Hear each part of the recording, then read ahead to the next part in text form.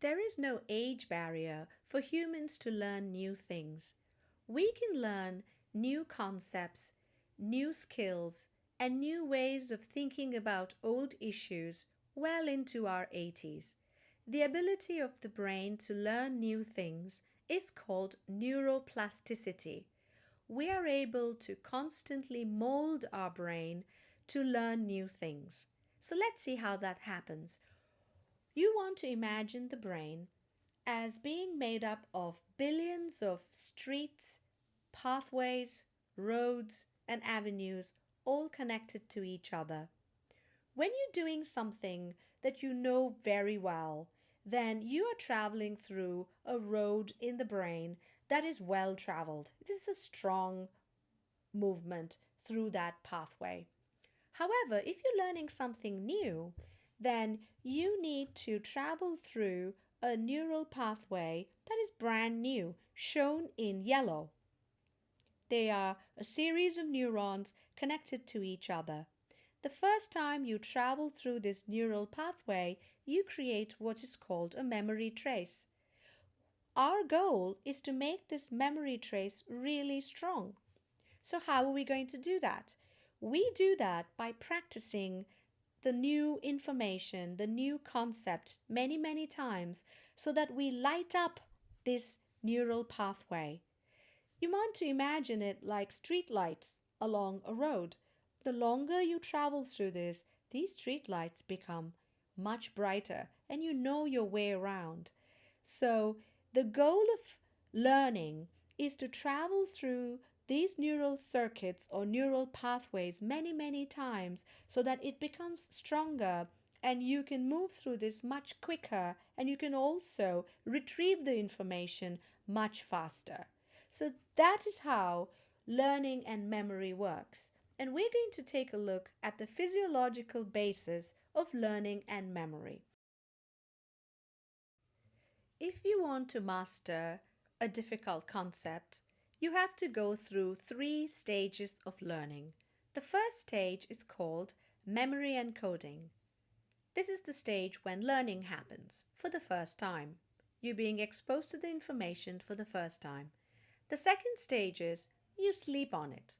This stage is called memory consolidation and only occurs while you're asleep. The third stage is memory retrieval. Are you able to retrieve the information that you have learned? Memory encoding takes place while you are awake. You're learning something new, you're obviously awake. Memory consolidation takes place while you are asleep. It cannot take place if you do not sleep. The third stage, memory retrieval, also takes place while you are awake. Memory encoding involves you traveling through the neural pathway that we talked about earlier, and you have to travel through this pathway many, many times, or rather, rehearse the new information many, many times. Traveling through the neural pathway many times will ensure proper memory encoding.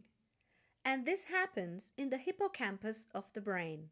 While you're asleep, the hippocampus of the brain teaches the cerebral cortex what you learned while you were awake.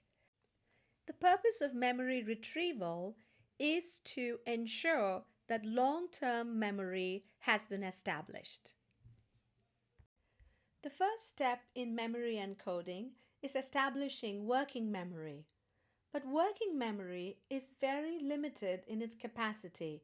You can quickly become overloaded with working memory. The working memory can only hold 4 to 7 new pieces of information. That is very limited. What is worse is that the working memory does not last long. It doesn't even last a minute. In 30 seconds, you can lose this information if you don't rehearse it. The biggest enemy of working memory is distraction. So our distractions come in the form of cell phones. So when there is cell phone distraction, the cell phone is competing for those 4 to 7 pieces of information and you quickly go into overload. We call this overload cognitive overload. And cognitive overload is the enemy of working memory. So we don't want distraction, we don't want cognitive overload, and because these negatively impact working memory, and you will spend a lot more time to learn something very simple. Therefore, multitasking is an absolute no-no when learning new information. The opposite of distraction is focus. So focus is our friend. When we increase focus, we greatly reduce the time spent on a mental task. Or whenever you're learning or mastering new information, it helps to increase focus. So how do we accomplish this? We can use two approaches. One is a top-down approach, which comes from the prefrontal lobe of the cerebrum.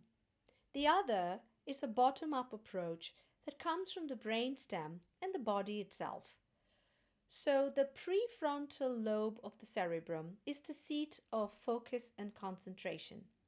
We can light up neurons in that area to increase focus by doing concentration exercises or meditation. Both of these will greatly enhance focus. Another way to increase focus is to use the bottom-up approach. This involves the entire body and the brainstem. So the brainstem has a network of neurons called the reticular activating system, and this helps to increase our ability to focus. One way to turn on the reticular activating system, or RAS, is to practice drawing and writing about the concepts that we are encoding. The other is exercise. Whenever we exercise, even for 30 minutes, we increase our ability to focus for the next 3 hours. So now let's take a look at how we rehearse the information that we have just been exposed to so that our neural pathway will become stronger. So we have the action potential arriving at the synaptic knob. This causes voltage-gated calcium channels to open, and calcium rushes in. Calcium then causes exocytosis of the synaptic vesicles, which release the neurotransmitter into the synaptic cleft. They diffuse across and bind to neurotransmitter receptors on the postsynaptic neuron.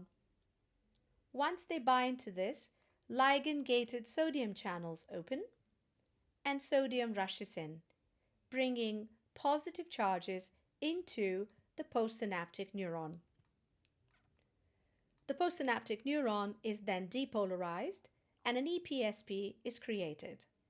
So in this way, the neurons all along the neural pathway become excited and the information is rehearsed many, many times. We call this process tetanic stimulation. Tetanic stimulation means repeatedly going through the same process and activating neurons all along the pathway so that a strong memory may be laid down. So you have rehearsed your new information. You have studied your concepts many times.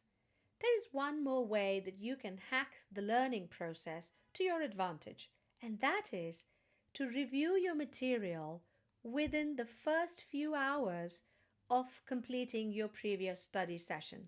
So when you hit your books again within the next 4 to 6 hours, you can take advantage of the calcium that has been accumulating in the synaptic knobs of all those neurons within your neural pathway that you have been traveling through. So when the action potential arrives now, all that calcium that has been accumulated causes a sudden burst of neurotransmitter by activating these synaptic vesicles to open up and release a large amount of neurotransmitter into the synaptic cleft. This causes an intense excitation in the postsynaptic neuron. An EPSP is created, and this is very strong. It has a high voltage local potential. In this way, you can jog your memory. We have a fancy name for this, and we call this post-tetanic potentiation. And this is a process that takes advantage of calcium accumulation in the synaptic knobs.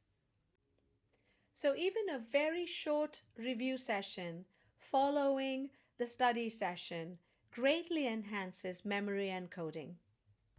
So let's say that you have been very good about your study process. You have been focused during the working memory session.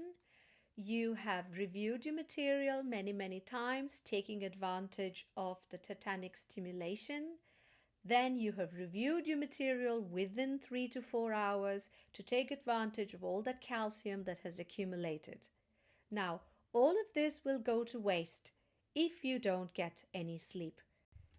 During your waking hours, all this learning has taken place within the neurons of the hippocampus. So when you go to sleep, the hippocampus teaches the cerebral cortex all that it has learned during the day. In fact, it is not all that it has learned, but it streamlines the most important concepts and teaches it to the cerebral cortex. This is a very important process in learning, and this happens only when you sleep, and we call it memory consolidation. Let's see when in the sleep cycle memory consolidation takes place. A sleep cycle lasts between 90 minutes and 120 minutes. So within a single night's sleep of 8 hours, a person can experience about 4 to 5 sleep cycles. Each cycle is divided into 5 stages. 4 of those stages are said to be non-REM sleep, which means non-rapid eye movement sleep. The first stage is the drowsy stage, when you're just falling asleep. The second stage is the light sleep. Both of these stages are completed within 30 minutes or so. The third and fourth stages of sleep are the deep sleep stages. These are the stages during which memory consolidation of declarative memory takes place. Declarative memory is the memory of facts and concepts. So this takes place during the deep sleep, the stages 3 and 4, which are still non-REM sleep or non-rapid eye movement sleep. During stage 5, which is the REM sleep, when dreaming occurs, procedural memory is consolidated. Procedural memory is the memory of skills that you might have learned during the day. Now let's take a look at how long-term memory is established. Long-term memory can be enhanced by retrieval practice, which is accomplished by repeated quizzing and testing. Here we are in the learning neurons of the hippocampus. The action potential has arrived at the synaptic knob. This causes voltage-gated calcium channels to open and calcium rushes in. It causes exocytosis of the synaptic vesicles that release glutamate. Glutamate then binds to its receptors on the postsynaptic neuron. Notice that there are 2 types of glutamate receptors. Those that are shown in white are ligand-gated sodium channels, and those that are shown in blue are ligand-gated calcium channels. Both of these channels open, allowing both sodium and calcium to enter the postsynaptic neuron.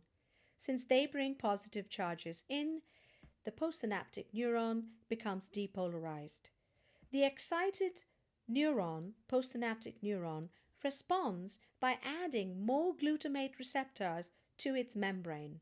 In this way, many more channels open and more ions enter the postsynaptic neuron, continuing the depolarization of the postsynaptic neuron. The postsynaptic neuron does one other thing. It also releases nitric oxide. Nitric oxide is a gas that can easily diffuse out of the postsynaptic neuron. It goes back to the presynaptic neuron, enters the presynaptic neuron, and causes the synaptic vesicles to become activated and release much more glutamate. This continues in a positive feedback cycle until the long-term memory is established. One very important aspect of long-term memory is that it has the ability to physically change the structure of the dendrite in the postsynaptic neuron.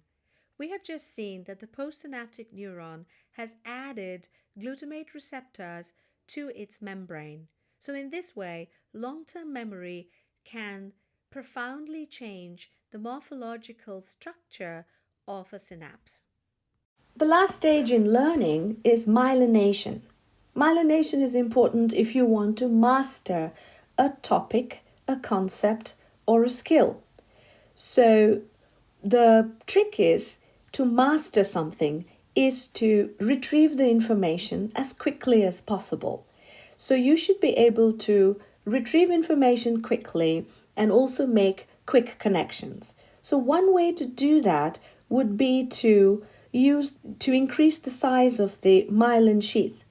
As we remember, when a neuron is myelinated, information jumps from one node to the next, and so the action potentials move much faster. So the secret to myelination is slow learning. So it's the opposite. If you want something to move fast, you should do slow learning so that you allow time for this myelin sheath to physically increase in size.